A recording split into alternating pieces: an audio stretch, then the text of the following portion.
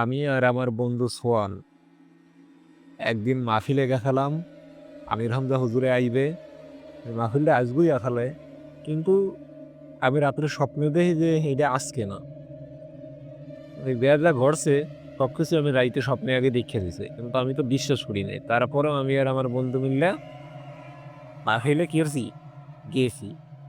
রাইতে স্বপ্ন দেখছি মাহফিল দেওয়ার সময় তো আমাকে ভূতে ধরবে, এত আমি বিশ্বাস করিনি, ওটা স্বপ্ন মনে করছি। এরপর আমরা 10টা তারিখ মাহফিল শুনলাম, দিয়ে এখনো হুজুরে ওঠে না। পরে চিন্তা করলাম কালকে স্কুল খোলা, পড়া না পারলে দেবে তো ওসানি। এই ওসানির দরে দুই বন্ধু মিললা 10:30টার দিকে বাড়ি আওয়া ধরলাম। আবার কালেই তো আমাকে দল বুঝে।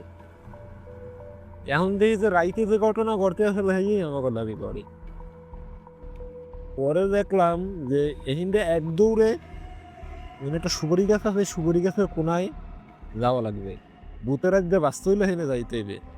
হেইনে হেইনে এক ব্যক্তি মুতপোড়া রাইখে দিয়েছে, হেই মুতপোড়া খাইলে আমরা বাড়ি যেতে পারবো, নাইলে আমরা যাইতে পারবো না। রাইতে তো আমি মুতপোড়া খাই নাই, যার কারণে আমারে উল্টোই পাল্টাই পিড়েছে ভূতে দুই বন্ধুরে।